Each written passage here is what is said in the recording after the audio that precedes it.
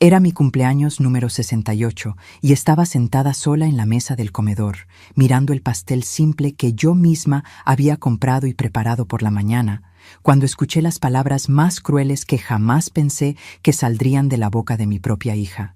Carmen estaba parada en la puerta de la cocina, con los brazos cruzados y una expresión de molestia que ya conocía muy bien, mientras que mi yerno Francisco y mis 2 nietos seguían viendo la televisión como si fuera un día cualquiera. Yo había esperado todo el día por un abrazo, por una palabra cariñosa, por alguna señal de que se acordaban de la fecha.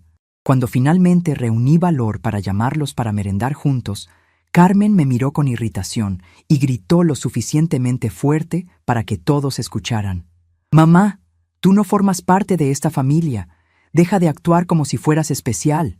Sus palabras me dolieron más de lo que jamás imaginé que fuera posible, y sentí como si mi mundo se desplomara completamente. Francisco se rió por lo bajo y volvió los ojos hacia la televisión, mientras que Ana y Pedro siguieron viendo sus teléfonos celulares como si nada hubiera pasado. Mi nombre es Esperanza Morales, y durante 3 años he estado viviendo esta situación sin entender muy bien cómo llegué hasta aquí.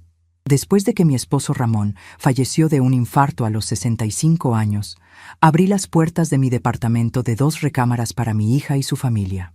En ese momento, pensé que sería temporal, solo hasta que se organizaran económicamente después de que Francisco perdiera su trabajo en la fábrica.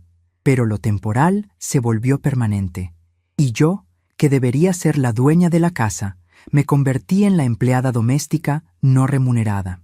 Despierto a las 5 de la mañana para preparar el desayuno. Me hago cargo de todas las obligaciones de la casa.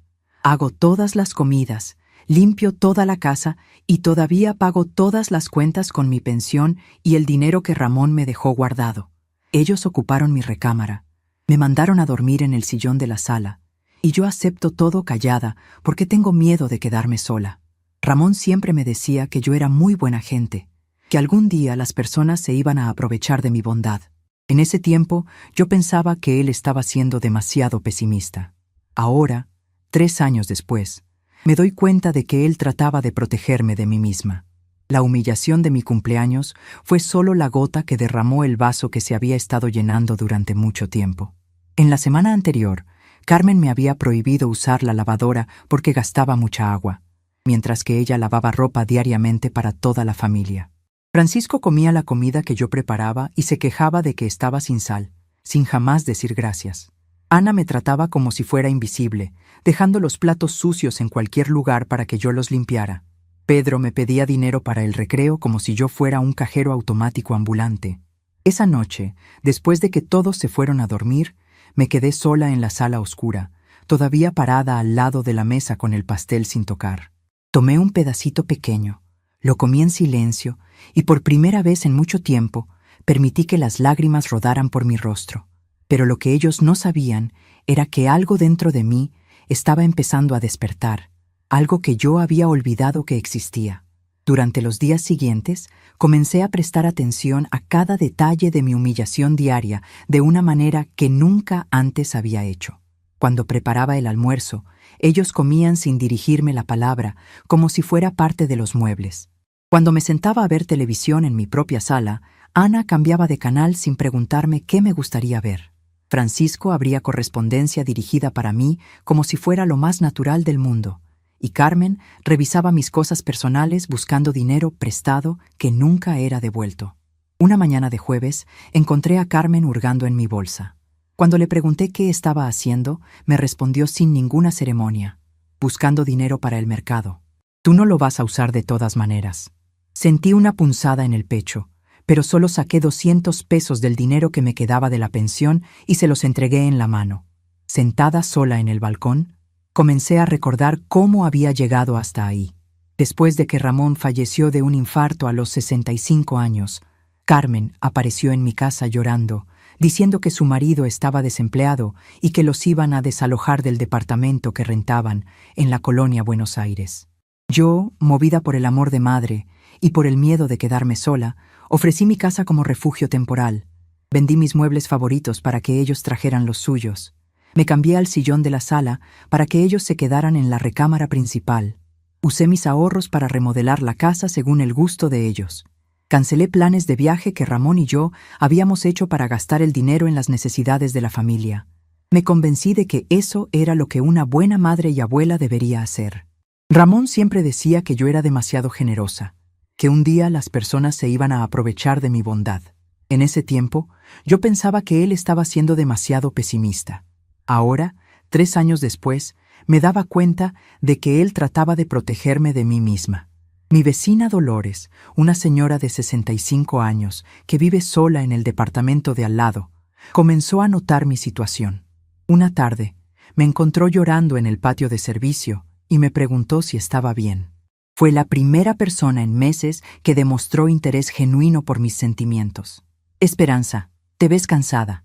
¿Tu familia te está tratando bien?», me preguntó con preocupación. Mentí, dije que todo estaba perfecto, pero Dolores no se convenció. Me contó que escuchaba gritos viniendo de mi departamento, que me veía salir a trabajar muy temprano y regresar muy tarde, cargada de bolsas del mercado. «No estás feliz», me dijo mirándome directamente a los ojos. «¿Cuándo fue la última vez que alguien de tu familia te preguntó cómo te sientes?». Traté de responder, pero no pude recordar ni una sola ocasión. Esa noche, acostada en el sillón incómodo que se había convertido en mi cama, me quedé viendo el techo y preguntándome cuándo había perdido el derecho de ser feliz en mi propia casa. Y en ese momento, algo dentro de mí finalmente comenzó a quebrarse. La situación se volvía más difícil cada día que pasaba. Carmen había convertido mi recámara en su santuario personal, donde había puesto todos sus muebles y decoraciones. Mis cuadros favoritos habían sido reemplazados por decoraciones que ella había elegido. Mis libros estaban apilados en una esquina empolvada, reemplazados por revistas de chismes. Hasta mi silla favorita del comedor estaba ocupada permanentemente por Francisco, quien había puesto un cojín específico para su espalda. Había perdido mi lugar físico y emocional en mi propia casa, y cada día me sentía más como una intrusa que como la dueña del hogar que Ramón y yo habíamos construido con tanto esfuerzo durante 30 años de matrimonio. Las humillaciones se habían vuelto tan constantes que ya casi ni las notaba. Carmen me daba órdenes como si fuera su empleada doméstica. «Mamá, lava la ropa de Francisco. Mamá, plancha las camisas de los niños. Mamá, ve al mercado y compra todo lo de la lista».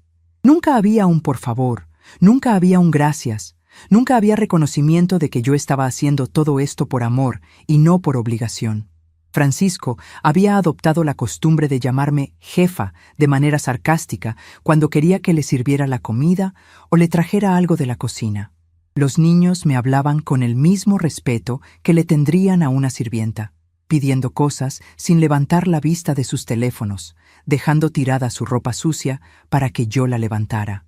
Una tarde, mientras limpiaba la cocina después de haber preparado comida para 5 personas, encontré una conversación en el teléfono de Ana que había quedado abierto sobre la mesa. Era un chat con sus amigas donde escribía: «Mi abuela es súper fastidiosa, siempre está ahí molestando. Mis papás ya no la soportan, pero no se atreven a correrla porque necesitamos que pague las cuentas». Sentí como si me hubieran dado una bofetada. Era la confirmación de lo que yo ya sospechaba, pero no me atrevía a admitir. No era una abuela querida viviendo con su familia. Era una fuente de ingresos conveniente que también servía como empleada doméstica gratuita. Esa noche, después de que todos se fueron a dormir, me senté en la cocina con una taza de té de manzanilla y comencé a pensar seriamente en mi situación. Tenía 68 años, buena salud, una pensión decente y algunos ahorros que Ramón me había dejado. ¿Por qué estaba viviendo como una prisionera en mi propia casa? ¿Por qué había permitido que me trataran como si fuera una carga en lugar de como la mujer que había trabajado toda su vida para tener esa casa y esa estabilidad? ¿Cuándo había dejado de importar mi felicidad y mi dignidad? Recordé las palabras que Ramón me había dicho poco antes de morir. «Esperanza, mi amor, cuando yo ya no esté, no dejes que nadie te haga sentir menos de lo que vales. Tú eres una mujer fuerte, independiente, capaz. No necesitas a nadie para ser feliz, y si alguien no te valora como mereces, es mejor que te alejes». En ese momento, había pensado que él se refería a posibles pretendientes o amigos falsos. Nunca imaginé que se refería a nuestra propia hija. Los siguientes días pasaron en una especie de neblina emocional. Seguía haciendo todas mis tareas habituales, pero ahora cada acción me dolía de una manera diferente. Cuando lavaba los platos de Francisco, me preguntaba por qué él no podía lavar sus propios platos. Cuando limpiaba el baño que Ana dejaba hecho un desastre, me preguntaba por qué una muchacha de 16 años no podía mantener limpio su espacio. Cuando planchaba las camisas de trabajo de Francisco, me preguntaba por qué un hombre de 45 años no podía planchar su propia ropa. Una mañana, Carmen me encontró sentada en la mesa del comedor, simplemente mirando por la ventana. «¿Qué estás haciendo, mamá?», me preguntó con irritación. «Nada», respondí. «Pues entonces ponte a hacer algo útil. La casa está hecha un desastre y tengo amigas que vienen en la tarde». Me levanté sin decir palabra y comencé a limpiar. Pero por primera vez en mucho tiempo, mientras pasaba la escoba y trapeaba los pisos, no estaba pensando en complacer a Carmen. Estaba pensando en Ramón, en las conversaciones que habíamos tenido sobre nuestros sueños para la vejez, en los planes que habíamos hecho para viajar y disfrutar de nuestros años dorados juntos. Ramón y yo habíamos trabajado duro toda la vida. Él en una compañía de construcción, yo como secretaria en una escuela primaria. Habíamos ahorrado cada peso. Habíamos sacrificado lujos para poder comprar nuestro departamento y asegurar un futuro cómodo. Habíamos planeado viajar a Veracruz, donde él tenía familia, y pasar largos días en la playa viendo el atardecer. Habíamos soñado con tener un jardincito donde cultivar nuestras propias verduras y flores. Habíamos imaginado tardes tranquilas leyendo juntos, cocinando nuestras comidas favoritas, recibiendo a nuestros nietos de vez en cuando para contarles historias y consentirlos. Nunca, en ninguno de nuestros sueños, habíamos imaginado que yo terminaría siendo una empleada doméstica no remunerada en mi propia casa. Esa tarde, cuando Carmen llegó con sus amigas, yo estaba sirviendo café y galletas como siempre lo hacía cuando tenía visitas. Escuché a una de ellas comentar: «Qué suerte tienes, Carmen, tener a tu mamá que te ayuda con todo. Yo tengo que pagar por una muchacha que venga a limpiar». Carmen se rió y respondió: «Sí, es muy conveniente. Ella no tiene nada más que hacer de todas maneras». Las otras mujeres se rieron también, como si yo no estuviera ahí parada a unos metros de distancia, como si fuera un objeto en lugar de una persona con sentimientos. Esa noche, Dolores tocó mi puerta. Carmen y Francisco habían salido con los niños al cine y yo estaba sola en casa por primera vez en semanas. «Esperanza, ¿puedo pasar? Quiero platicar contigo». La invité a sentarse en la sala. Le serví un té y por primera vez en mucho tiempo tuve una conversación real con otra persona adulta que me trataba con respeto. «He estado observando tu situación», me dijo Dolores con gentileza, «y estoy preocupada por ti. No te ves feliz. De hecho, te ves muy triste y muy cansada». Las lágrimas comenzaron a rodar por mis mejillas antes de que pudiera controlarlas. «No sé qué hacer, Dolores. Tengo miedo de quedarme sola, pero también me siento muy sola viviendo con ellos». Dolores me tomó las manos y me dijo algo que jamás voy a olvidar. «Esperanza, la soledad no es lo mismo que el abandono.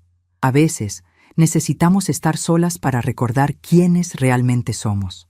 Tu hija y su familia te han hecho sentir como si fueras una carga, pero eso no es cierto. Tú tienes valor, tienes dignidad y mereces ser tratada con respeto y amor. Si ellos no pueden darte eso, entonces tal vez es hora de que consideres otras opciones». Le pregunté a qué se refería y ella me explicó que había muchas maneras de vivir después de los 60 años. Podía buscar un departamento más pequeño para mí sola. Podía mudarse a una comunidad para personas mayores. Podía incluso considerar compartir casa con otra mujer en mi situación. «Lo más importante», me dijo, «es que tú tienes opciones. No estás atrapada aquí». Esa noche, después de que Dolores se fue, me quedé despierta hasta muy tarde pensando en sus palabras. Por primera vez en 3 años, comencé a imaginar una vida diferente. Una vida donde pudiera despertar cuando mi cuerpo me pidiera, donde pudiera ver mis programas favoritos de televisión, donde pudiera cocinar solo la comida que me gustaba, donde pudiera invitar a mis propias amigas sin pedir permiso. Una vida donde fuera respetada y valorada, donde mi opinión importara, donde no tuviera que caminar de puntitas en mi propia casa. Al día siguiente era sábado, y como siempre, Carmen tenía planes que incluían que yo me hiciera cargo de todo mientras ella y Francisco salían. Mamá, vamos a ir al centro comercial con los niños. Necesito que tengas lista la comida cuando regresemos y también que laves la ropa que está en el cesto. No me preguntó si yo tenía planes. No me preguntó cómo me sentía. No me preguntó si necesitaba algo. Solo asumió que yo estaría disponible para servirles, como siempre. Pero esta vez, en lugar de simplemente asentir con la cabeza, le pregunté, ¿y si yo también quisiera salir? Carmen me miró como si hubiera dicho algo ridículo. ¿A dónde vas a ir, mamá? No tienes amigos, no tienes dinero para gastar. Es mejor que te quedes aquí haciendo algo útil. Sus palabras me dolieron, pero también me dieron claridad. Tenía razón en una cosa. Necesitaba amigos, necesitaba actividades propias, necesitaba una vida que fuera mía. Después de que se fueron, en lugar de ponerme a limpiar como siempre, me senté en mi silla favorita, que Francisco había ocupado, y comencé a hacer una lista de todo lo que había perdido en los últimos 3 años. Había perdido mi privacidad, mi comodidad, mi dinero, mi dignidad, mi voz en las decisiones de mi propia casa, mi derecho a estar triste o feliz sin que me juzgaran. Había perdido la posibilidad de hacer amistades nuevas, de salir cuando quisiera, de comprar las cosas que me gustaban. Había perdido mi identidad como mujer independiente y me había convertido en una sombra de la persona que solía ser. Pero también hice otra lista, la lista de lo que todavía tenía. Tenía mi salud, tenía mi pensión, tenía algunos ahorros, tenía la propiedad de mi departamento, tenía mi experiencia de vida, tenía mis habilidades, tenía mi inteligencia, tenía 68 años, pero eso significaba que potencialmente me quedaban 15 o 20 años más de vida. ¿Quería pasar esos años sintiéndome miserable en mi propia casa o quería encontrar una manera de ser feliz? Por primera vez en mucho tiempo, la respuesta fue clara. Quería ser feliz. Merecía ser feliz. Y si mi propia familia no podía contribuir a mi felicidad, entonces era hora de buscar la felicidad en otro lugar. No sabía exactamente cómo iba a hacerlo, pero sabía que tenía que empezar a tomar decisiones que fueran buenas para mí, no solo convenientes para otros. Esa noche, cuando Carmen y su familia regresaron del centro comercial cargados de bolsas de compras que habían pagado con dinero que yo les había dado, me senté con ellos en la sala y les dije que necesitábamos hablar. Carmen suspiró con irritación. ¿Ahora qué, mamá? Estamos cansados. Les dije que había estado pensando en hacer algunos cambios en mi vida, que quería retomar algunas actividades sociales, tal vez hacer nuevas amistades. Francisco se burló. ¿A su edad? ¿Qué va a hacer, doña Esperanza? ¿Ir a bailes para viejitos? Carmen se rió de la broma de su esposo, y yo sentí como si me hubieran abofeteado. Pero en lugar de retirarme herida como siempre hacía, respiré profundo y respondí. Francisco, tengo 68 años, no 90. Todavía soy una mujer con intereses, con capacidades, con derecho a tener una vida social. Ana levantó la vista de su teléfono lo suficiente para decir, abuela, no seas ridícula. ¿Qué van a pensar los vecinos si te ven por ahí tratando de hacer amigas como si fueras joven? En ese momento, algo dentro de mí se rompió definitivamente. No fue una explosión dramática, fue más como un hilo que se corta silenciosamente. Me levanté de la silla, los miré a los 4 y por primera vez en 3 años dije exactamente lo que pensaba. Van a pensar que soy una mujer que se respeta a sí misma lo suficiente como para buscar la felicidad. Y si ustedes no pueden entender eso, entonces tal vez el problema no soy yo. Carmen abrió la boca para responder, pero yo ya me había dirigido hacia mi recámara. No, hacia la recámara que había sido mía y que ahora era de ellos. Hacia el sillón que se había convertido en mi cama. Hacia el rincón al que me habían relegado en mi propia casa. Pero mientras me acostaba esa noche, cubriéndome con la manta delgada, que era lo único que me quedaba de mi antigua vida cómoda, supe que algo fundamental había cambiado. Ya no era la misma mujer que había permitido todo esto durante 3 años. No sabía exactamente qué iba a hacer, pero sabía que las cosas tenían que cambiar. Por primera vez en mucho tiempo, no me sentí completamente indefensa. Tenía opciones, tenía recursos, tenía la capacidad de tomar decisiones. Y lo más importante, tenía el derecho de ser feliz, incluso si eso significaba decepcionar a personas que claramente no se preocupaban por mi felicidad. Al día siguiente amaneció diferente, aunque nadie más lo notara. Externamente, todo siguió igual. Desperté temprano, preparé el desayuno, limpié la casa, hice las tareas habituales. Pero internamente, algo había despertado. Era como si después de 3 años de estar dormida, finalmente hubiera abierto los ojos. Y lo que veía no me gustaba para nada, pero por primera vez en mucho tiempo sabía que tenía el poder de cambiarlo. La vida iba a continuar siendo la misma por un tiempo más, pero yo ya no era la misma persona. Y aunque ellos no lo sabían todavía, eso lo iba a cambiar todo. Los días siguientes a esa noche de revelación pasaron con una extraña mezcla de rutina familiar y revolución interna. Externamente, todo siguió igual. Me levantaba a las 5 de la mañana, preparaba el desayuno para 4 personas que apenas me dirigían la palabra. Limpiaba la casa que se ensuciaba constantemente, lavaba ropa que no era mía, y me acostaba en mi sillón después de que todos se hubieran ido a dormir en sus camas cómodas. Pero internamente, algo fundamental había cambiado. Ahora prestaba atención a cada detalle de mi humillación diaria de una manera completamente diferente. No era solo resignación lo que sentía, era una especie de documentación mental de todo lo que estaba mal en mi vida. Carmen había desarrollado la costumbre de darme órdenes desde su cama, gritando desde la recámara que una vez fue mía. «Mamá, hazme un café», o «Mamá, plancha mi blusa azul», como si fuera lo más natural del mundo que una mujer de 68 años corriera a servir a una hija de 42 que perfectamente podía hacer sus propias cosas. Francisco había adoptado un tono condescendiente conmigo que me hacía sentir como si fuera una empleada doméstica a la que toleraban por lástima. «Doña Esperanza, ¿ya pagó la cuenta de la luz? No se nos vaya a cortar porque no tengo dinero este mes», me decía mientras comía el desayuno que yo había preparado con mi propio dinero. Ana había perfeccionado el arte de ignorarme completamente, pasando junto a mí como si fuera un mueble más de la casa, dejando sus platos sucios en cualquier lugar sabiendo que yo los recogería. Pedro, a sus 12 años, ya había aprendido de sus padres y hermana que podía pedirme cualquier cosa sin decir por favor ni gracias. Una mañana de martes, mientras lavaba los trastes del desayuno, Carmen entró a la cocina con una expresión que ya conocía muy bien. Era la expresión que ponía cuando quería algo de mí, pero pretendía que era un favor mutuo. «Mamá, necesito que me prestes 500 pesos. Francisco va a empezar a trabajar la próxima semana y necesitamos comprarle ropa nueva».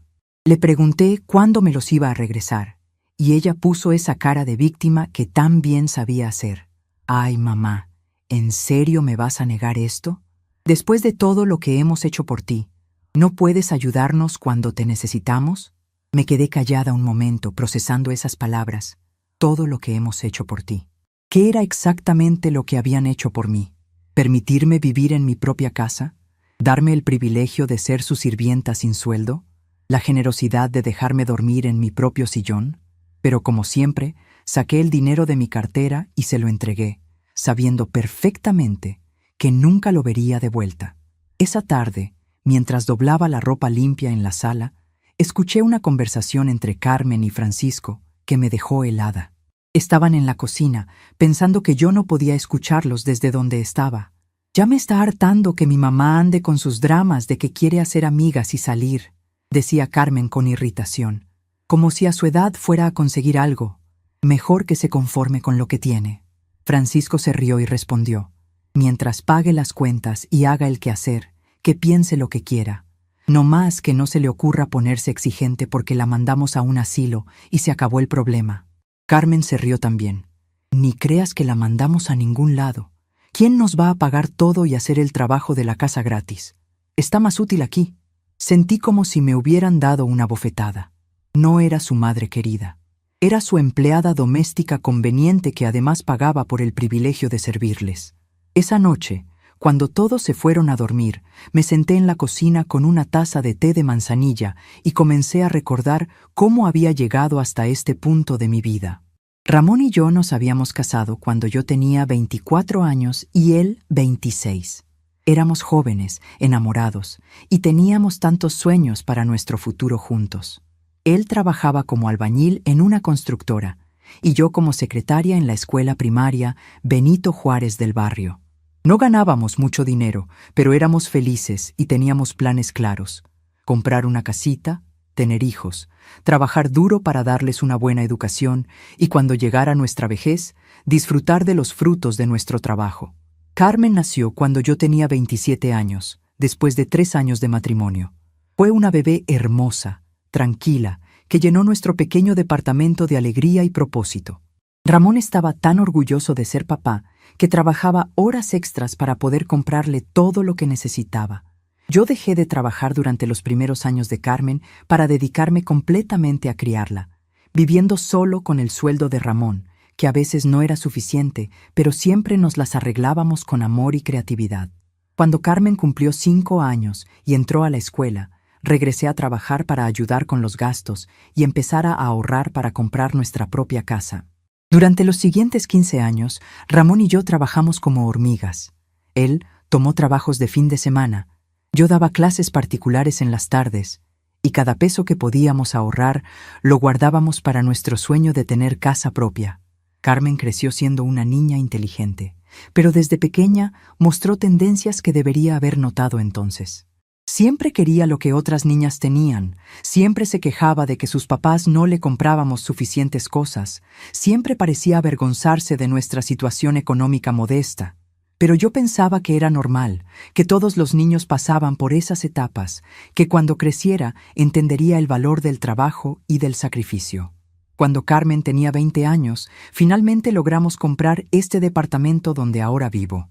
No era grande ni lujoso, pero era nuestro. Ramón y yo lloramos de felicidad el día que recibimos las llaves. Habíamos trabajado durante 15 años para ese momento, y se sentía como si hubiéramos conquistado el mundo. Carmen acababa de terminar la preparatoria y había conseguido trabajo como cajera en un supermercado.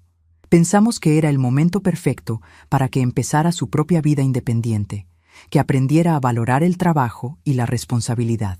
Pero Carmen tenía otros planes. Conoció a Francisco cuando tenía 21 años y se embarazó de Ana a los 22. Francisco era un muchacho que parecía bueno al principio, trabajador, respetuoso con nosotros. Pero después del matrimonio comenzó a mostrar su verdadera personalidad, flojo, conformista, siempre esperando que otros resolvieran sus problemas. Cuando Ana nació, Carmen dejó de trabajar y esperaba que Ramón y yo los mantuviéramos a los 3. Solo hasta que la niña crezca un poco, decía Carmen. No puedo dejar a mi bebé con extraños. Ramón y yo, movidos por el amor de abuelos y el deseo de ayudar, aceptamos sostenerlos económicamente durante esos primeros años. Los años pasaron, Ana creció, nació Pedro, y Carmen nunca regresó al trabajo. Francisco cambiaba de empleo cada pocos meses, siempre con alguna excusa de por qué había renunciado o lo habían corrido. Carmen se acostumbró a depender de nosotros para todo: renta, comida, ropa para los niños, gastos médicos, caprichos personales. Ramón comenzó a quejarse de que estábamos criando a una hija dependiente que jamás iba a aprender a valerse por sí misma, pero yo siempre la defendía. Son nuestros nietos, Ramón. ¿Cómo los vamos a dejar que sufran? Ya verás que cuando los niños estén más grandes, Carmen va a cambiar. Pero Carmen nunca cambió. Si acaso, se volvió más exigente con los años. Cuando Ana cumplió 10 años y Pedro 7, Carmen argumentó que ya no podía trabajar porque tenía que estar pendiente de las actividades escolares de los niños. Cuando los niños entraron a la secundaria, Carmen dijo que necesitaba estar disponible para ayudarles con las tareas. Siempre había una razón por la que no podía ser independiente, y siempre había una manera en la que Ramón y yo podíamos ayudar un poquito más. Ramón comenzó a trabajar turnos dobles para mantener a 6 personas con su sueldo. Yo regresé a dar clases particulares en las noches, llegando a casa agotada, pero siempre con dinero extra para los gastos de Carmen y su familia. Nosotros nos comprábamos la ropa en tianguis y mercados, mientras que Carmen y Francisco compraban ropa de marca en centros comerciales. Nosotros comíamos frijoles y arroz durante la semana para ahorrar, mientras que ellos pedían comida a domicilio los fines de semana. Ramón y yo cancelamos todas nuestras pequeñas diversiones: ir al cine de vez en cuando, salir a cenar por nuestro aniversario, comprar libros o música, para poder pagar los caprichos de una familia que nunca parecía estar satisfecha con lo que recibía. Lo más doloroso de recordar era cómo habían cambiado las actitudes de Carmen hacia nosotros a lo largo de los años. Al principio, al menos fingía estar agradecida. Decía, «Gracias, papá», cuando Ramón le daba dinero. Me abrazaba cuando yo cuidaba a los niños para que ella pudiera salir con sus amigas. Pero gradualmente, la gratitud se convirtió en expectativa. La expectativa se convirtió en exigencia. Y las exigencias se volvieron acompañadas de reproches cuando no podíamos dar todo lo que quería. Mis amigas van a Cancún en vacaciones y yo no puedo ir porque ustedes no me apoyan lo suficiente, se quejaba Carmen cuando yo tenía 30 años y ella 25. Los papás de Francisco le compraron un carro a su hijo. ¿Por qué ustedes no pueden hacer lo mismo?, decía cuando Francisco cumplió 30 años y llevaba 5 años sin trabajar de manera estable. Ana necesita clases de inglés, de computación, de piano, y ustedes actúan como si fuera mucho pedir, reclamaba cuando Ana tenía 12 años y ya habíamos gastado miles de pesos en actividades extracurriculares para los niños. Ramón comenzó a enfermarse por el estrés. Le salió presión alta, diabetes, problemas del corazón. El doctor le decía que necesitaba descansar más, trabajar menos, evitar las preocupaciones. Pero, ¿cómo iba a descansar cuando 6 personas dependían de su trabajo? ¿Cómo iba a evitar preocupaciones cuando Carmen aparecía cada semana con una nueva crisis financiera que nosotros teníamos que resolver? Una vez le dije a Carmen que su papá se estaba enfermando por tanto trabajo y ella respondió, «Pues que busque un trabajo menos pesado». Yo no le pedí que fuera albañil. El día que Ramón murió, yo perdí mucho más que a mi esposo. Perdí a mi compañero de vida, a mi mejor amigo, al único que entendía mis preocupaciones sobre Carmen y que compartía conmigo la carga de mantener a una familia que no era nuestra responsabilidad. Pero también perdí mi protección. Mientras Ramón vivía, Carmen tenía que respetar ciertos límites porque él no se dejaba manipular tan fácilmente como yo. Ramón decía no cuando las peticiones eran demasiado exageradas. Ramón defendía nuestro derecho a tener algo de dinero para nosotros mismos. Ramón insistía en que Carmen y Francisco contribuyeran económicamente de alguna manera a los gastos familiares. Después del funeral de Ramón, Carmen y Francisco estaban viviendo en un departamento pequeño en la colonia Buenos Aires, y por supuesto, no tenían dinero para pagar la renta del mes siguiente. Carmen llegó a mi casa llorando, con Ana y Pedro agarrados de sus manos, diciéndome que no tenían a dónde ir. «Mamá, no me puedes dejar en la calle con mis hijos». Papá habría querido que nos cuidáramos entre nosotros.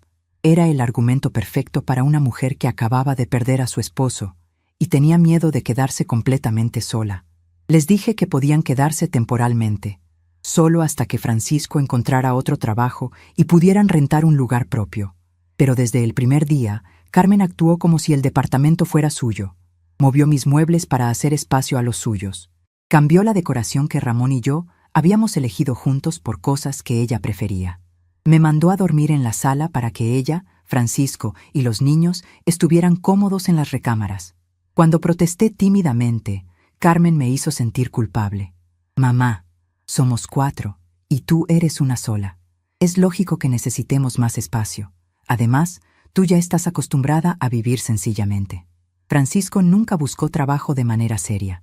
Cada vez que le preguntaba sobre sus búsquedas laborales, tenía una nueva excusa, que el trabajo estaba muy lejos, que el sueldo era muy poco, que los horarios no le convenían, que no tenía experiencia en ese rubro. Mientras tanto, vivía cómodamente en mi casa, comía mi comida, usaba mis servicios, veía mi televisión y me trataba como si fuera la dueña de una pensión donde no tenía que pagar renta. Carmen desarrolló la costumbre de revisar mis cosas personales como si tuviera derecho a hacerlo. Abría mi correspondencia, buscaba dinero en mis cajones, usaba mi ropa cuando quería. Cuando le dije que me incomodaba que tocara mis cosas privadas, ella respondió, «Mamá, vivimos juntas ahora. No puede haber secretos entre nosotras. Además, no es como si tuvieras algo importante que esconder». Gradualmente, perdí toda privacidad en mi propia casa. No podía tener una conversación telefónica sin que Carmen estuviera escuchando. No podía recibir correspondencia sin que ella la leyera primero. No podía comprar algo para mí sin que ella preguntara cuánto había costado y por qué lo necesitaba. Los niños también cambiaron su actitud hacia mí después de mudarse a mi casa. Cuando vivían separados y yo era la abuela que los visitaba de vez en cuando, me trataban con cariño y respeto. Pero cuando me convertí en la persona que estaba siempre disponible para servirles, perdí mi estatus especial de abuela querida y me convertí en un recurso que podían usar cuando lo necesitaran. Ana dejó de abrazarme cuando llegaba de la escuela, dejó de contarme sobre sus amigas y sus problemas, dejó de pedirme consejos. Pedro dejó de jugar conmigo, dejó de pedirme que le leyera cuentos, dejó de buscar mi compañía. Ambos aprendieron de sus padres que yo estaba ahí para satisfacer sus necesidades, no para ser querida o respetada como persona. Lo más doloroso era recordar las conversaciones que Ramón y yo habíamos tenido durante sus últimos años de vida. Él estaba preocupado por lo que me pasaría después de su muerte. Esperanza, mi amor, estoy muy preocupado por ti. Carmen se ha acostumbrado a que nosotros resolvamos todos sus problemas, y cuando yo ya no esté, va a esperar que tú hagas todo sola. No la dejes que se aproveche de tu buen corazón. Yo siempre le respondía que Carmen me cuidaría cuando yo fuera mayor, que los nietos me acompañarían en mi vejez, que una familia unida era lo más importante en la vida. Pero Ramón tenía razón, como siempre. Carmen no me cuidó cuando él murió. Se mudó a mi casa para que yo la cuidara a ella. Los nietos no me acompañaron en mi duelo. Se convirtieron en una responsabilidad adicional que yo tenía que manejar sola. La familia unida resultó ser una familia donde una persona daba todo y las demás solo recibían. Ahora, sentada en mi cocina a las 2 de la mañana, tomando té y recordando todos estos años de sacrificios no reconocidos, me preguntaba cuándo exactamente había perdido el derecho a ser feliz. ¿Había sido cuando acepté que Carmen y su familia se mudaran conmigo? ¿Había sido cuando dejé de exigir que contribuyeran económicamente? ¿Había sido cuando acepté dormir en la sala de mi propia casa? ¿O había sido mucho antes, cuando empecé a creer que ser una buena madre significaba sacrificar todo por una hija que nunca aprendió a valorar esos sacrificios? Al día siguiente, Dolores vino a visitarme mientras Carmen y Francisco habían salido a hacer diligencias, que generalmente significaba gastar dinero en cosas innecesarias mientras yo me quedaba cuidando a los nietos. Esperanza, te veo muy pensativa últimamente. ¿Está pasando algo? Le pregunté si podía hablar con alguien sobre mi situación sin que me juzgara, y ella me aseguró que podía confiar en ella completamente.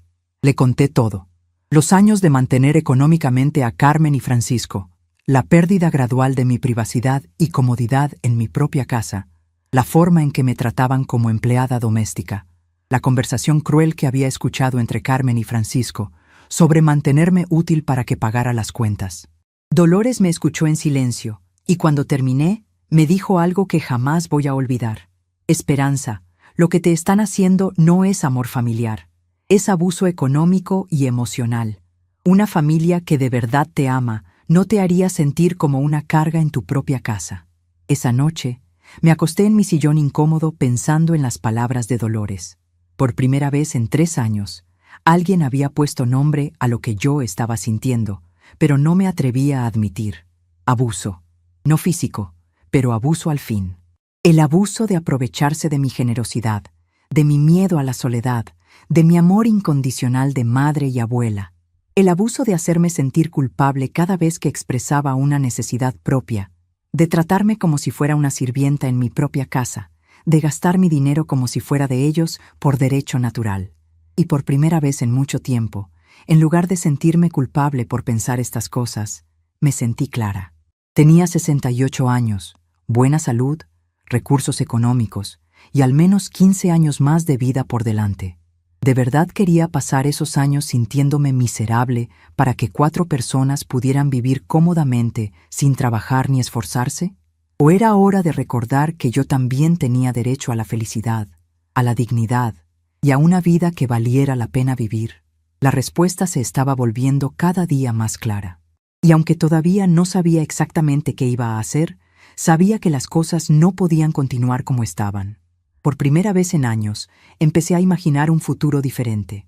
Un futuro donde mis decisiones fueran mías, donde mi dinero fuera mío, donde mi casa fuera realmente mi hogar, un futuro donde fuera respetada, valorada, y donde mi felicidad importara tanto como la de cualquier otra persona. Era un pensamiento aterrador y liberador al mismo tiempo. Pero cada día que pasaba, se sentía menos como una fantasía imposible y más como una posibilidad real que estaba esperando a que yo encontrara el valor para hacerla realidad. La mañana del miércoles amaneció diferente, aunque nadie más en la casa lo notó. Externamente, todo siguió igual. Me levanté a las 5 de la mañana como siempre, puse el café, preparé el desayuno para 4 personas que apenas me dirigían la palabra y comencé mi rutina diaria de limpieza. Pero internamente, algo profundo había cambiado durante la noche. Era como si después de años de estar dormida, finalmente hubiera abierto los ojos por completo. No fue un cambio dramático que alguien pudiera ver desde afuera, pero yo sabía que la mujer que se había levantado esa mañana ya no era la misma que se había acostado la noche anterior. Mientras preparaba el desayuno, por primera vez en mucho tiempo presté verdadera atención a los detalles de mi propia casa. Mis cuadros favoritos, esos que Ramón y yo habíamos comprado durante nuestros primeros años de matrimonio, habían sido reemplazados por decoraciones que Carmen había elegido según su gusto.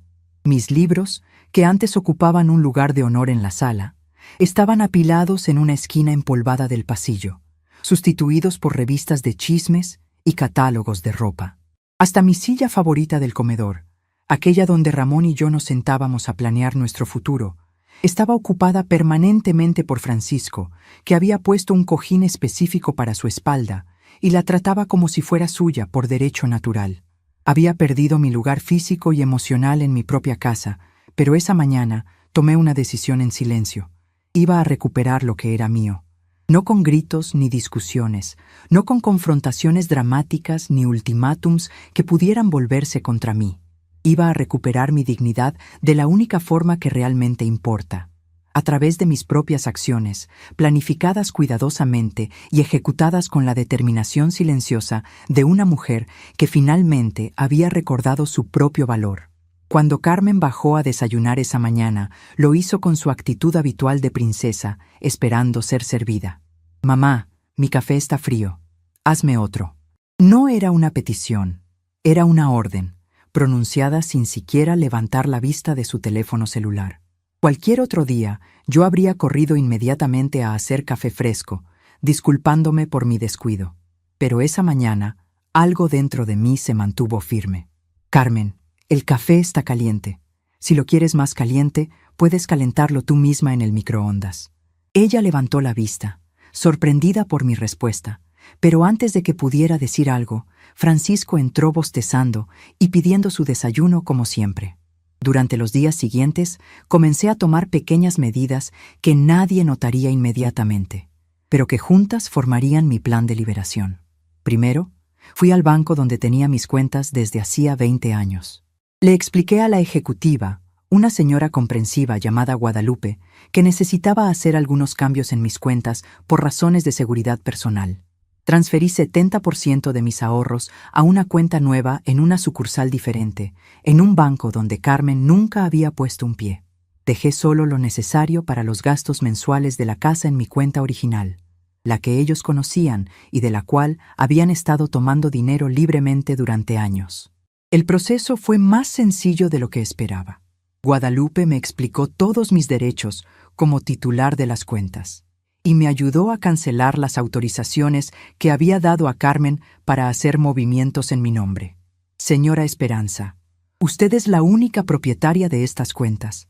Nadie más tiene derecho a tomar decisiones sobre su dinero sin su autorización explícita». Fueron palabras que necesitaba escuchar, recordatorios de que yo tenía control sobre mi propia vida financiera. También fui al registro público de la propiedad para confirmar la documentación de mi departamento. Había una pequeña parte de mí que temía descubrir que de alguna manera Carmen hubiera logrado poner el inmueble a su nombre, pero mis temores eran infundados. Ramón había sido muy cuidadoso con los papeles legales. El departamento estaba registrado únicamente a mi nombre, sin copropietarios, sin beneficiarios automáticos. Era completamente mío. Y yo tenía todo el derecho legal de decidir quién podía vivir en él y quién no. Esa misma semana, siguiendo el consejo de Dolores, consulté con un abogado especializado en derecho familiar, el licenciado Martínez, un hombre de unos 50 años con una actitud profesional pero comprensiva. Me explicó claramente cuáles eran mis derechos. Señora Morales, su casa es suya, su dinero es suyo. Usted no tiene obligación legal de mantener a una hija adulta y su familia, especialmente cuando esa situación está afectando su bienestar emocional y económico. Si decide que quiere que se vayan de su casa, puede hacerlo. Solo necesita darles un aviso razonable para que busquen otro lugar donde vivir. Le pregunté cuánto tiempo se consideraba razonable, y me explicó que 30 días era lo estándar en estos casos. También me aconsejó documentar todo, hacer la notificación por escrito, conservar copias y, si era posible, tener testigos. No estoy sugiriendo que vaya a haber problemas legales, pero siempre es mejor estar preparada. Su hija va a tratar de manipularla emocionalmente cuando se dé cuenta de que usted habla en serio. Tenga claros sus derechos para que no la hagan dudar. Comencé a guardar documentos importantes en una caja de seguridad que renté en el banco y dejé copias de todo en casa de Dolores. Mi acta de nacimiento, mi acta de matrimonio con Ramón, los papeles del departamento, mis estados de cuenta, la documentación de mi pensión, todo lo que demostraba mi independencia legal y financiera. Cada documento guardado era como recuperar un pedacito de mi identidad que había estado perdida durante años. También cambié mi testamento. Durante años había tenido todo dejado a Carmen y a los nietos, pensando que era lo natural y correcto. Pero el licenciado Martínez me hizo reflexionar sobre esa decisión. Señora Morales, un testamento debe reflejar sus verdaderos deseos, no las expectativas de otras personas. Si usted quiere dejar su patrimonio a su familia, está perfecto. Pero si hay organizaciones benéficas que le importan, o si quiere poner condiciones a la herencia para asegurar que se use responsablemente, también puede hacerlo. Decidí dividir mi herencia de una manera que reflejara mis verdaderos valores. La mitad seguiría siendo para Carmen y los nietos, pero con la condición de que no podían vender el departamento por 10 años, tiempo suficiente para que aprendieran a valorar la estabilidad que yo les estaba dando. La otra mitad la destiné a una fundación que ayudaba a mujeres mayores en situaciones de abuso familiar. Si Carmen quería mi dinero, tendría que demostrar que podía ser responsable con él. Y si no podía, al menos mi patrimonio ayudaría a otras mujeres como yo. Durante esas semanas de preparación silenciosa, comencé a observar a mi familia con ojos completamente nuevos. Carmen había desarrollado un nivel de derecho que era casi impresionante. No solo esperaba que yo pagara todas las cuentas de la casa, sino que había empezado a hablar de nuestras cosas como si fuera copropietaria de todo. Necesitamos cambiar el refrigerador, me decía, aunque el refrigerador funcionaba perfectamente y había sido comprado con mi dinero. Deberíamos remodelar el baño, sugería, aunque el baño estaba en excelentes condiciones y cualquier remodelación tendría que salir de mis ahorros. Francisco había perfeccionado el arte de vivir sin responsabilidades. Llevaba meses sin buscar trabajo seriamente, pero siempre tenía energía para salir con sus amigos, para quedarse despierto hasta tarde viendo televisión, para opinar sobre cómo yo debería gastar mi dinero. Una mañana lo escuché hablando por teléfono con un amigo. No puedo salir ahorita. Tengo que esperar a que mi suegra vaya al mercado para pedirle dinero para la comida. Hablaba de mí como si fuera su empleada personal, disponible para satisfacer sus necesidades cuando él lo decidiera. Ana, a sus 16 años, había aprendido perfectamente las lecciones que sus padres le habían enseñado sobre cómo tratarme. Me hablaba con el mismo respeto que le tendría a una empleada doméstica que no le cayera bien. Dejaba sus cosas tiradas por toda la casa sabiendo que yo las recogería. Usaba mis productos de belleza sin pedir permiso. Llevaba amigas a la casa sin avisar y esperaba que yo las atendiera como si fuera su obligación natural. Pedro, aunque era el más pequeño, ya mostraba señales preocupantes de estar siguiendo el mismo patrón. Me pedía dinero para el recreo como si fuera su derecho, no su privilegio. Cuando le decía que no tenía cambio, se molestaba como si le estuviera negando algo que le correspondía. Una tarde lo escuché diciéndole a un amigo por teléfono: «Mi abuela siempre tiene dinero. Si le dices que es para la escuela, siempre te da». Pero el momento decisivo llegó una tarde de viernes. Carmen entró a la cocina donde yo estaba preparando la comida con una expresión que ya conocía muy bien. Era la expresión que ponía cuando había tomado una decisión sobre mi dinero sin consultarme. Mamá, ya decidí qué vamos a hacer con el departamento. Francisco habló con un constructor que conoce y nos va a hacer una cotización para ampliar la sala y hacer una recámara más. Los niños ya están grandes y necesitan su propio espacio. Me quedé helada. No me estaba preguntando mi opinión. No me estaba consultando si yo quería remodelar mi casa. No me estaba pidiendo permiso para gastar mis ahorros. Simplemente me estaba informando sobre una decisión que había tomado sobre mi propiedad, asumiendo que yo pagaría todo sin objetar. Carmen, esta casa está bien como está. No necesitamos ninguna remodelación. Su reacción fue inmediata e indignante. ¿Cómo que no necesitamos? Mamá, no puedes ser tan egoísta. Esta casa es de todos nosotros ahora. No puedes tomar decisiones pensando solo en ti. Esas palabras fueron como una bofetada de claridad. Esta casa es de todos nosotros ahora, no mía, nuestra. En su mente, yo ya había perdido el derecho de propiedad sobre mi propia casa. Francisco apareció en la puerta de la cocina y se unió a la presión. Doña Esperanza, usted sabe que nosotros hemos convertido esta casa en nuestro hogar. Ya no puede pensar en ella como si fuera solo suya. Somos una familia. Y las familias toman decisiones juntas.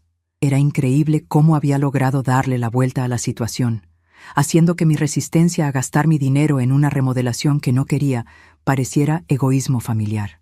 Ana, que había estado escuchando desde la sala, decidió agregar su opinión. Abuela, todos mis amigos tienen su propia recámara. Me da vergüenza traer gente a la casa porque van a ver que todavía comparto recámara con mi hermano. ¿No te importa cómo me siento? Era el colmo de la manipulación emocional. Convertir mi negativa a gastar mis ahorros en una remodelación innecesaria, en una falta de amor hacia mi nieta. Pero esta vez, en lugar de sentirme culpable y ceder como siempre hacía, respiré profundo y los miré a los tres con una claridad que no había tenido en años. Tienen razón, les dije calmadamente. Es hora de que tomemos decisiones como familia. Carmen sonrió victoriosa, pensando que había ganado. Francisco asintió satisfecho. Ana volvió a su cuarto dando por hecho que pronto tendría su recámara privada. Pero yo no estaba hablando de la remodelación que ellos querían. Estaba hablando de una decisión mucho más fundamental que estaba a punto de cambiar todas nuestras vidas para siempre. Esa noche, después de que todos se fueron a dormir, me senté en la cocina con Dolores, quien había venido a visitarme después de ver las luces encendidas. Le conté sobre la conversación de la remodelación, y ella movió la cabeza con comprensión. Esperanza, ya ni siquiera fingen respetarte como dueña de tu propia casa. Eso ya no es familia. Eso es invasión. Estoy lista, Dolores, le dije.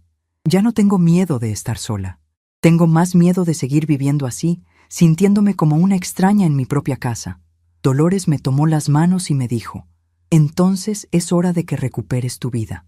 Durante el fin de semana, mientras Carmen y Francisco llevaron a los niños a casa de unos parientes en Xochimilco para una reunión familiar a la que, por supuesto, yo no estaba invitada, puse en marcha la fase final de mi plan. Dolores me ayudó a contactar una empresa de mudanzas pequeña y discreta, de esas que hacen trabajos rápidos y sin hacer mucho ruido. No me llevé mucho, solo mi ropa personal, algunas fotografías de Ramón y yo, mis libros favoritos y algunos objetos con valor sentimental que había logrado esconder durante las semanas anteriores. Dejé todos los muebles, todos los electrodomésticos, toda la decoración que Carmen había elegido.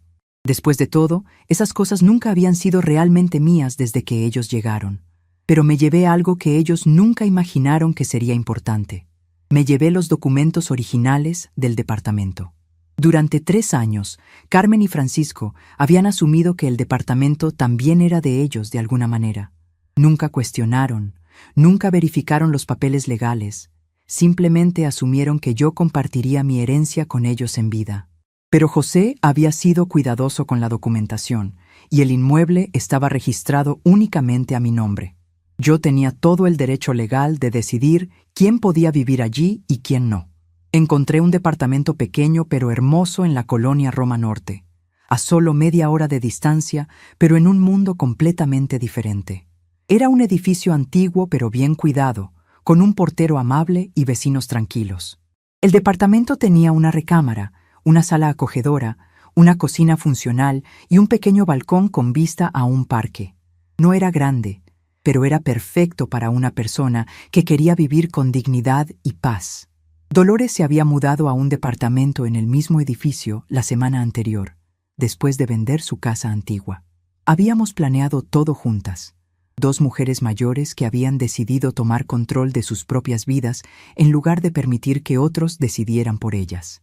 El domingo por la noche, después de haber terminado la mudanza y arreglado mi nuevo hogar, regresé a mi antiguo departamento una última vez.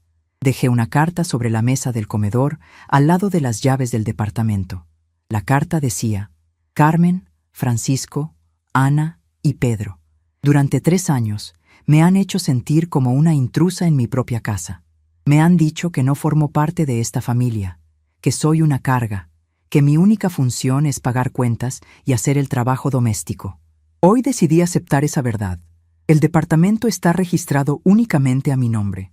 Tienen 30 días para encontrar otro lugar donde vivir, como lo marca la ley. Todos los muebles y electrodomésticos se quedan para ustedes. Es mi regalo de despedida. He estado pagando sus gastos durante años, pero eso se termina hoy. La cuenta de luz, gas, teléfono y todo lo demás queda a su nombre a partir de mañana. Ya hablé con las compañías para cancelar mis servicios. No traten de buscarme. Durante 3 años me dijeron que no me querían en sus vidas, así que finalmente decidí darles exactamente lo que querían: mi ausencia. Tal vez algún día entiendan que una familia de verdad se basa en amor y respeto mutuo, no en conveniencia económica. Hasta entonces, espero que aprendan a valorar lo que tenían y que ahora han perdido para siempre. Con dignidad, Esperanza Morales. Cerré la puerta del departamento donde había vivido tantos años felices con Ramón, y también tantos años de humillación con Carmen y su familia. Pero esta vez, cuando cerré esa puerta, no sentí tristeza, sentí liberación. Por primera vez en 3 años, iba a dormir en mi propia cama, en mi propia recámara, en mi propia casa, donde nadie podía tratarme mal, donde nadie podía hacerme sentir como una carga, donde nadie podía tomar decisiones sobre mi vida sin consultarme. Había recuperado algo más valioso que una casa. Había recuperado mi dignidad. Y esa noche, mientras me dormía en mi nueva cama, en mi nueva vida, supe que había tomado la mejor decisión de mis últimos años. La transformación silenciosa estaba completa. Ya no era una víctima esperando que otros cambiaran. Era una mujer que había tomado control de su propia vida, y eso lo cambiaba todo. El lunes por la mañana, mientras tomaba mi primer café en mi nueva cocina, mirando por la ventana hacia el parque, donde los niños jugaban antes de ir a la escuela, sonó mi teléfono celular. Era Carmen. Habían regresado de su fin de semana en Xochimilco y habían encontrado la casa vacía de mi presencia, pero llena de mis pertenencias dejados atrás para ellos. Dejé que sonara hasta que se cortó la llamada. 5 minutos después, sonó otra vez, y otra vez, y otra vez. Finalmente, decidí escuchar los mensajes de voz que me había dejado. El primero era de conmoción y confusión. Mamá, ¿dónde estás? ¿Qué significa esta carta? Llámame inmediatamente, estamos muy preocupados. El segundo ya mostraba irritación. Mamá, no puedes estar hablando en serio. Esta es una broma muy cruel. Regresa a casa ahora mismo y hablamos como adultas. El tercero era directamente amenazante. Mamá, no te puedes llevar las escrituras del departamento. Eso es ilegal. Si no regresas hoy mismo, voy a tener que llamar a la policía. Me reí suavemente al escuchar ese último mensaje. Carmen había vivido en mi casa durante 3 años, sin jamás preguntarse quién era realmente el dueño legal del inmueble. Había asumido que tenía derechos sobre la propiedad simplemente por vivir ahí, sin entender que yo había sido extremadamente generosa al permitir que una familia entera viviera gratuitamente en mi hogar. Ahora que se enfrentaba a la realidad de que el departamento era únicamente mío, su primera reacción era acusarme de actividades ilegales. Durante esa primera semana, Carmen llamó todos los días, a veces varias veces al día. Sus mensajes siguieron un patrón predecible. Primero conmoción, luego negación, después enojo, seguido de chantaje emocional y finalmente amenazas vacías. «Mamá, tus nietos te necesitan», decía en un mensaje. «Mamá, no puedes destruir a esta familia por un capricho», decía en otro. «Mamá, si no regresas, nunca más vas a ver a Ana y Pedro», amenazaba en un tercero. Pero lo que más me llamó la atención era lo que Carmen no decía en ninguno de sus mensajes. No se disculpaba por la forma en que me había tratado. No reconocía que había estado viviendo gratuitamente en mi casa durante años. No admitía que me había hecho sentir como una empleada doméstica en mi propio hogar. No se daba cuenta de que había perdido el amor y respeto de su propia madre por sus acciones egoístas e irrespetuosas. Francisco también intentó llamarme, pero sus mensajes eran aún menos efectivos que los de Carmen. «Doña Esperanza, usted sabe que yo siempre la he respetado mucho. No entiendo por qué está haciendo esto. Somos familia y las familias se apoyan entre sí». Era increíble cómo Francisco, que había vivido como un parásito en mi casa durante años, ahora trataba de hacerme sentir culpable por reclamar mi propia independencia. La segunda semana, las llamadas se volvieron más desesperadas. Carmen había descubierto que yo había cancelado todas las cuentas de servicios públicos que estaban a mi nombre y que ahora tendrían que establecer sus propios servicios si querían quedarse en el departamento. También había descubierto que ya no tenía acceso a mis cuentas bancarias y que el dinero que había estado tomando libremente durante años ya no estaba disponible. «Mamá, nos cortaron la luz porque no sabíamos que teníamos que pagar la cuenta», me decía Carmen en un mensaje de voz, como si fuera mi responsabilidad haber previsto que adultos de 40 años no sabían cómo funcionaban los servicios públicos. «Mamá, Francisco no tiene dinero para la renta de otro lugar y ya nos dieron el aviso de que tenemos que irnos», me decía en otro, como si fuera mi problema que un hombre adulto no tuviera ingresos propios después de años de vivir gratuitamente.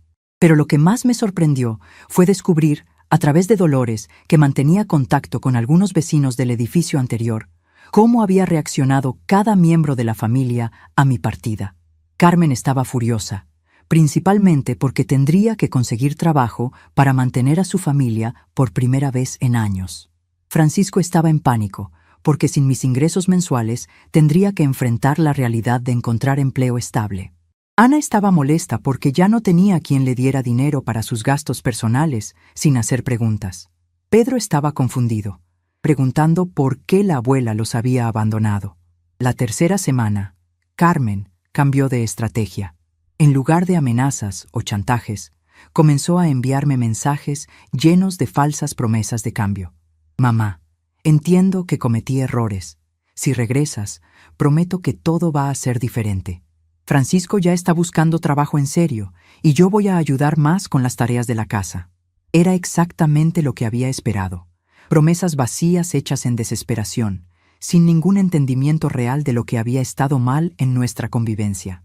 Decidí responder a uno de sus mensajes, no porque hubiera cambiado de opinión, sino porque quería que quedara claro que mi decisión había sido tomada con plena conciencia y después de mucha reflexión. Le escribí un mensaje de texto simple. «Carmen, durante 3 años esperé que las cosas cambiaran por sí solas. Las promesas que me haces ahora las debiste haber cumplido cuando todavía vivíamos juntas. Ya es demasiado tarde para arreglar lo que se rompió durante tanto tiempo». Su respuesta llegó en minutos. «Pero mamá, somos familia. Las familias se perdonan y siguen adelante juntas», le respondí. «Las familias se basan en amor y respeto mutuo, Carmen. Cuando eso desaparece, lo que queda ya no es familia, es conveniencia. Y yo ya no voy a vivir por conveniencia de otros». El momento más difícil llegó cuando Ana me llamó directamente. Escuchar la voz de mi nieta me rompió el corazón por un momento, pero sus palabras me recordaron por qué había tomado la decisión correcta. «Abuela, ¿por qué nos abandonaste? Mis padres dicen que eres muy egoísta, que nos dejaste sin casa por tu culpa». Incluso en su llamada de reconciliación, Ana había sido programada por sus padres para hacerme sentir culpable, para verme como la villana de la situación en lugar de reconocer que sus padres habían abusado de mi generosidad durante años. Le expliqué a Ana, con la paciencia que solo una abuela puede tener: «Mi niña, no los abandoné. Durante 3 años viví con ustedes en mi propia casa y en lugar de tratarme como su abuela, me trataron como su empleada. Yo también merezco ser feliz, y merezco que me traten con respeto y cariño. Ana respondió, pero abuela, ahora no tenemos dinero para nada. Mis papás dicen que tenemos que irnos de la casa y no sabemos a dónde vamos a vivir. Era exactamente la manipulación emocional que había esperado. En lugar de enseñarle a Ana que las acciones tienen consecuencias, Carmen y Francisco la estaban usando para tratar de manipular mis sentimientos de abuela. Ana, tu mamá y tu papá son adultos capaces de trabajar y mantenerte a ti y a tu hermano. No es responsabilidad de la abuela mantener a toda una familia. Es responsabilidad de los papás cuidar a sus hijos. Durante la 4ª semana, recibí una visita inesperada. Carmen apareció en la puerta de mi nuevo departamento, que había logrado encontrar gracias a Dolores, quien aparentemente le había dado la dirección después de que Carmen la presionara diciendo que era una emergencia familiar. Dolores me había advertido que Carmen probablemente vendría, pero igual me sorprendió verla parada afuera de mi puerta, con los ojos rojos de llorar y una expresión de desesperación que nunca le había visto. La dejé entrar, no porque hubiera cambiado de opinión, sino porque quería escuchar lo que tenía que decir. Tal vez, después de un mes de enfrentar las consecuencias de sus acciones, finalmente había entendido el daño que me había causado durante años. Carmen se sentó en mi nueva sala, mirando alrededor con una expresión de sorpresa, y si no me equivocaba, un poco de envidia. «Mamá, este lugar es muy bonito», dijo, y pude detectar el conmoción en su voz de darse cuenta de que yo había podido crear un hogar hermoso para mí sola. Durante años, Carmen había asumido que yo era incapaz de vivir independientemente, que necesitaba a su familia para tener propósito y felicidad. Verme en mi propio espacio, claramente próspera y en paz, había alterado todas sus asunciones sobre quién era yo y qué era capaz de lograr. «Mamá, vengo a pedirte perdón», comenzó Carmen, y por un momento mi corazón de madre quiso creer que finalmente había llegado el momento de reconciliación que había esperado durante años. Me di cuenta de que no te traté bien cuando vivíamos juntas.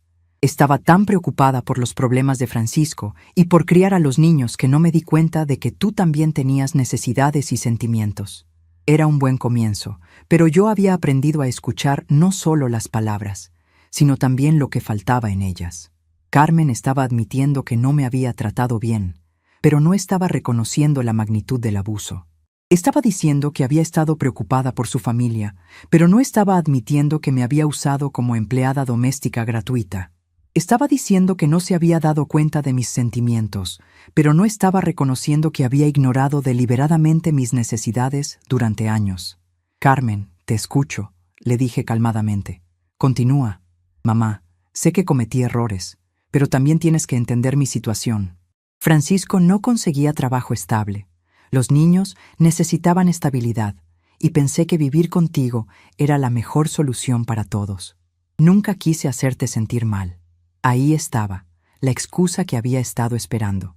Incluso en su disculpa, Carmen estaba justificando sus acciones, explicando por qué había sido razonable tratarme como lo había hecho.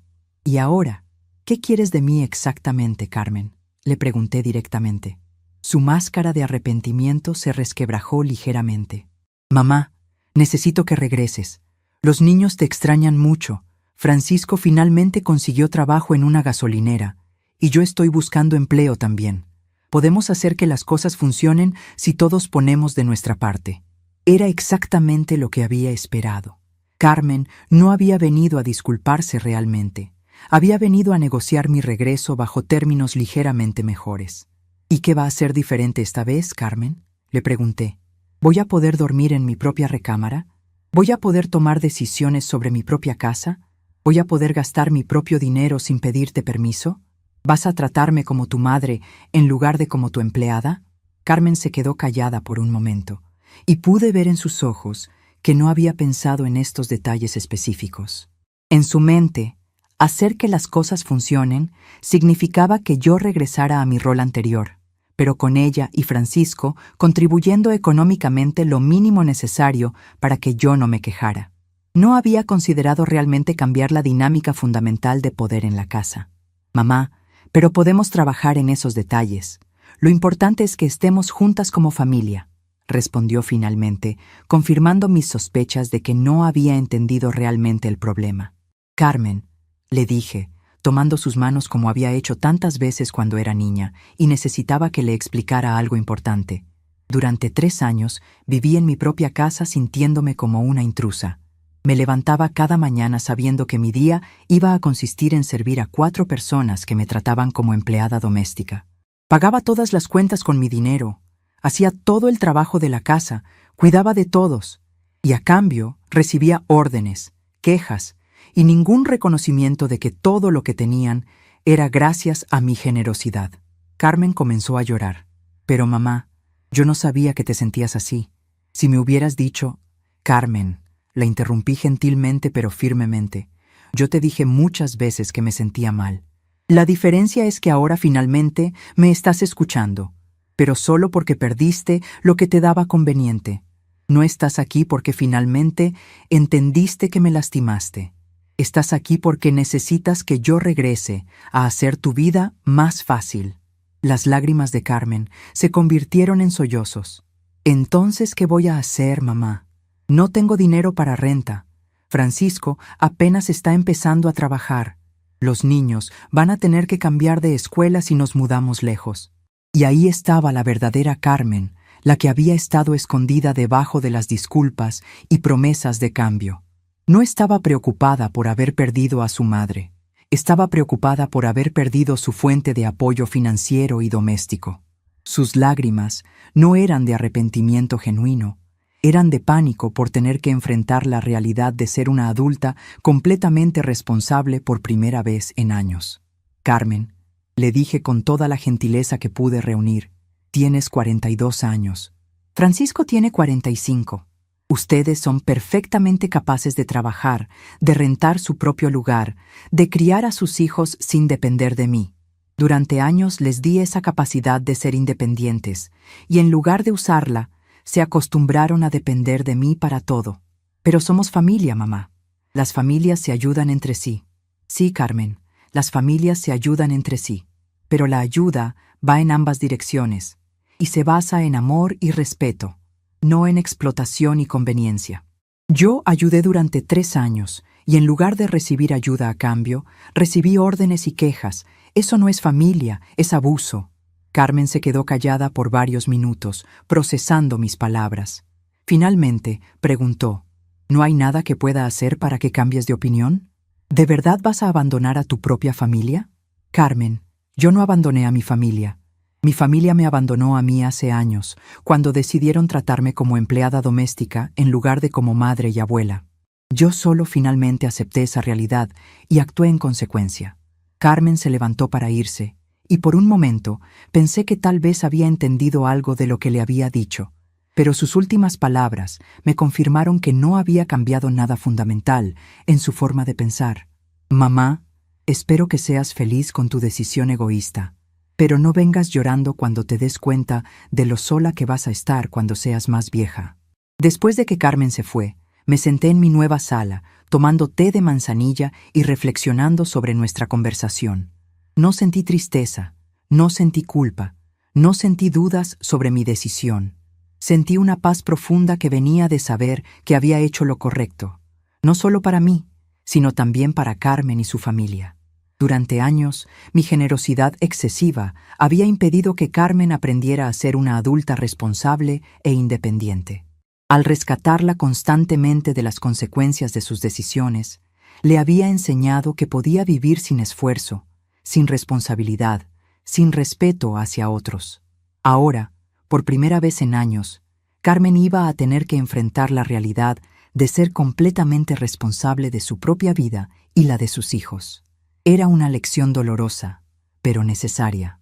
Y aunque ella no lo entendía ahora, algún día tal vez se daría cuenta de que obligarla a ser independiente había sido el acto de amor más importante que yo podía darle como madre. Esa noche, Dolores vino a visitarme para escuchar sobre la conversación con Carmen. Cuando le conté todo lo que había pasado, ella movió la cabeza con comprensión. Esperanza, hiciste exactamente lo correcto. Carmen vino aquí esperando que nada hubiera cambiado realmente, que todavía pudiera manipularte para que regresaras a ser su empleada doméstica conveniente. El hecho de que no pudiera hacer eso le enseña que las acciones tienen consecuencias. Durante las siguientes semanas, las llamadas de Carmen se volvieron menos frecuentes. Dolores me mantuvo informada sobre lo que estaba pasando en mi antiguo edificio. Carmen y Francisco habían conseguido un departamento más pequeño en una colonia más alejada. Ambos estaban trabajando por primera vez en años, y los niños se habían adaptado a su nueva escuela sin mayores problemas. Más importante, según los vecinos que conocía Dolores, Carmen había empezado a hacer el trabajo doméstico en su propia casa, algo que no había hecho en años. Francisco estaba cocinando algunas noches porque Carmen llegaba cansada de su trabajo. Los niños estaban aprendiendo a ayudar con las tareas domésticas porque ya no había una abuela disponible para hacerlo todo por ellos. No era la vida lujosa y sin esfuerzo que habían tenido cuando vivían conmigo, pero era una vida real, donde cada miembro de la familia contribuía según su capacidad y edad. Era la vida que deberían haber estado viviendo desde el principio, si yo no hubiera interferido con mi generosidad mal dirigida. 6 meses después de mi partida, recibí una postal en el correo. Era una foto de Ana en su nuevo uniforme escolar, con una nota escrita en su letra adolescente. Abuela, espero que estés bien. Extraño platicar contigo. Mi mamá dice que tal vez algún día podamos visitarte, cuando las cosas estén menos complicadas. No era una disculpa, no era un reconocimiento de lo que había pasado, pero era un primer paso hacia la posibilidad de una relación diferente en el futuro. Una relación basada en respeto mutuo en lugar de conveniencia, en amor genuino en lugar de obligación económica. Guardé la postal en mi álbum de fotografías, al lado de las fotos de Ramón y yo durante nuestros años felices juntos. Era un recordatorio de que el amor verdadero a veces requiere decisiones difíciles, y que proteger nuestra propia dignidad no es egoísmo, es supervivencia emocional. Por primera vez en años, me sentía completamente en paz con las decisiones que había tomado. Había recuperado mi casa, mi dinero, mi tiempo, mi dignidad, pero más importante, había recuperado el respeto por mí misma que había perdido durante tantos años de permitir que otros determinaran mi valor.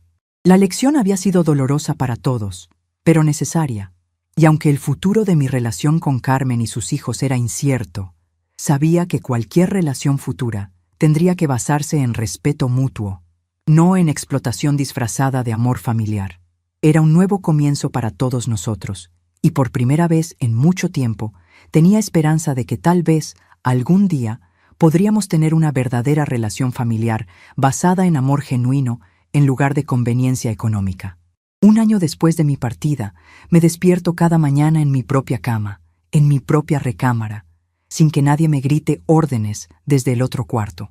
El silencio de mi nuevo hogar no es vacío, está lleno de paz, de dignidad recuperada, de decisiones que finalmente son mías. Mi rutina matutina ahora incluye regar las plantas de mi pequeño balcón, leer algunas páginas de mis libros favoritos que por fin están en un lugar de honor, y tomar café mientras veo las noticias que yo elijo ver. No hay platos sucios dejados por otros, no hay ropa tirada esperando que la recoja, no hay voces exigentes pidiendo dinero que no van a devolver. Dolores y yo nos hemos vuelto inseparables. Caminamos juntas cada mañana por el parque, vamos al mercado los sábados, y algunas noches cocinamos juntas en mi departamento o en el suyo. Hemos creado una pequeña familia elegida, basada en respeto mutuo y cariño genuino.